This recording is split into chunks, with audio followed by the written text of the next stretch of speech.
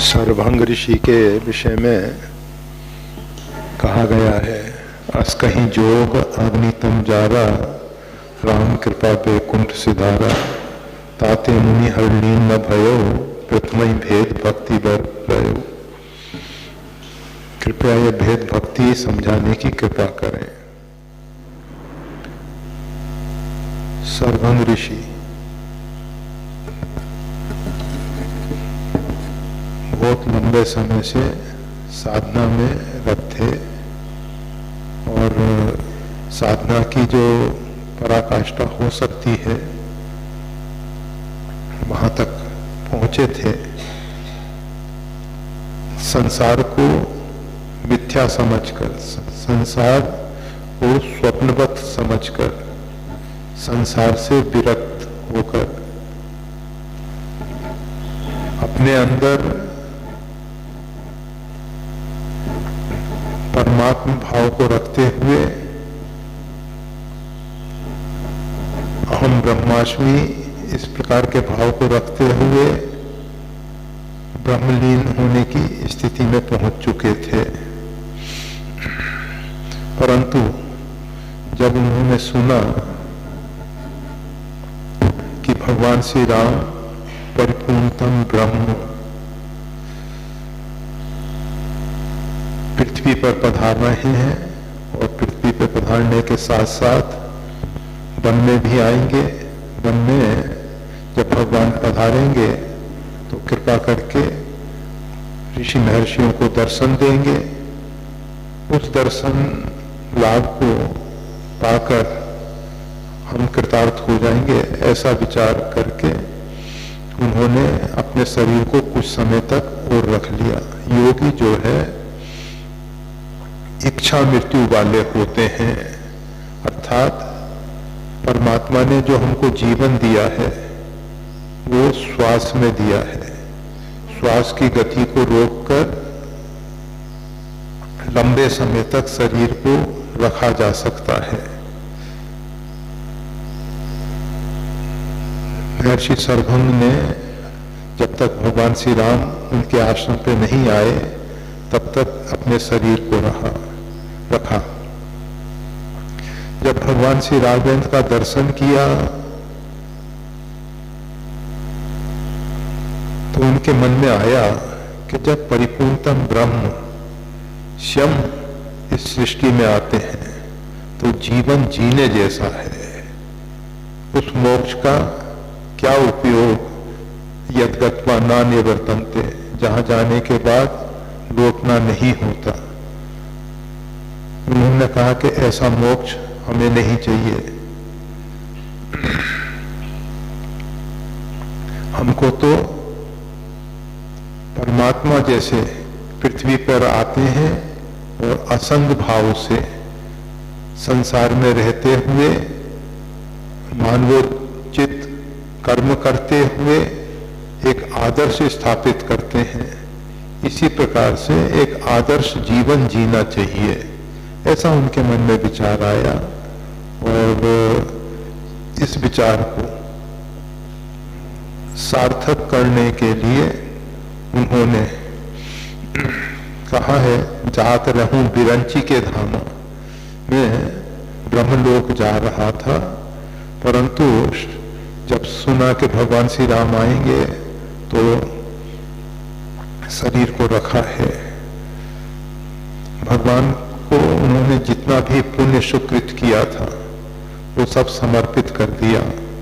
कहा कि प्रभु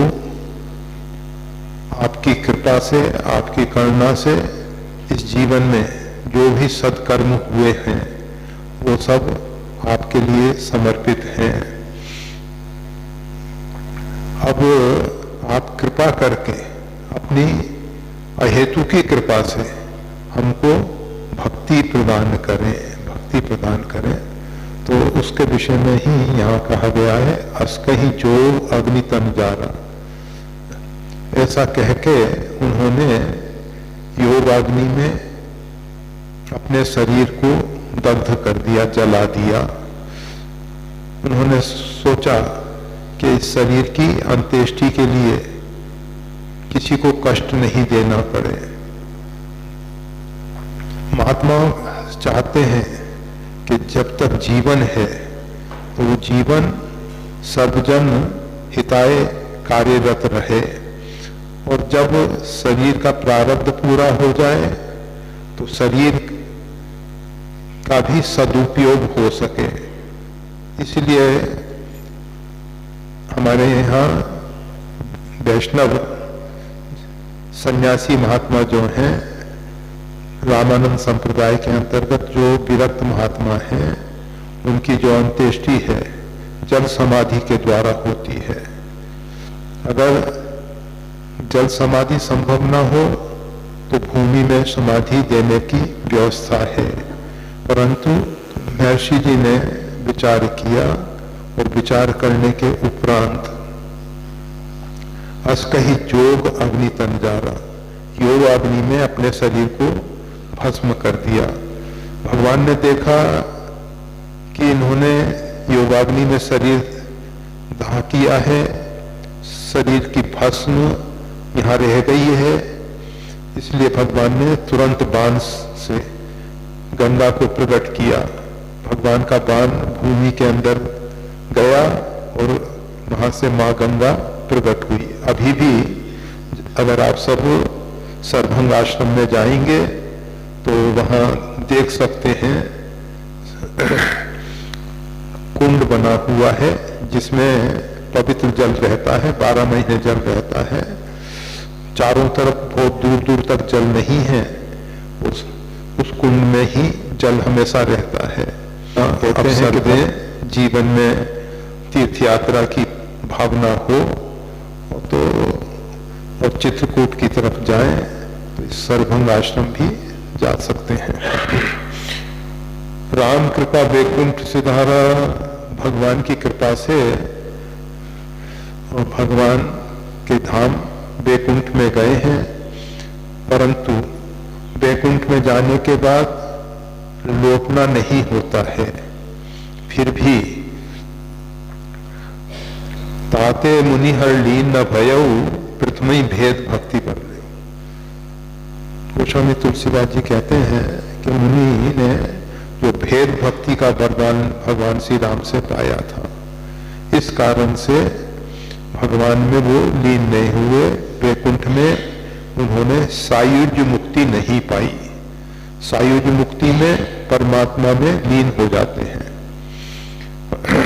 ने कृपा करके उनको भेद भक्ति का वरदान दिया है, और सरभंग जी हम सबको एक प्रेरणा दे गए कि भगवान से कभी भी अभेद भक्ति अर्थात जीव और ब्रह्म में कोई भेद नहीं है। जो जीव तत्त्वम असि, जो उपनिषद में श्वेत केतु को उपदेश दिया गया है कि श्वेत केतु तुम वही ब्रह्म हो जिसकी तुम आराधना उपासना करते हो, वही तुम हो, तुम में और उसमें कोई भेद नहीं है। ये जो भेद भक्ति है, इसमें जीव जो है परमात्मा से भिन्न होकर संपूर्ण जगत को ब्रह्ममय देखता है, परमात्मा में देखता है, वासुदेवमय देखता है, राममय देखता है। वीडियो देखने के लिए धन्यवाद। श्री गुरुदेव की वाणी का और ज्यादा लाभ लेने के लिए कृपया हमारे चैनल को लाइक और सब्सक्राइब करना ना भूले। चैनल का लिंक डिस्क्रिप्शन बॉक्स में उपलब्ध है। जय श्री राम।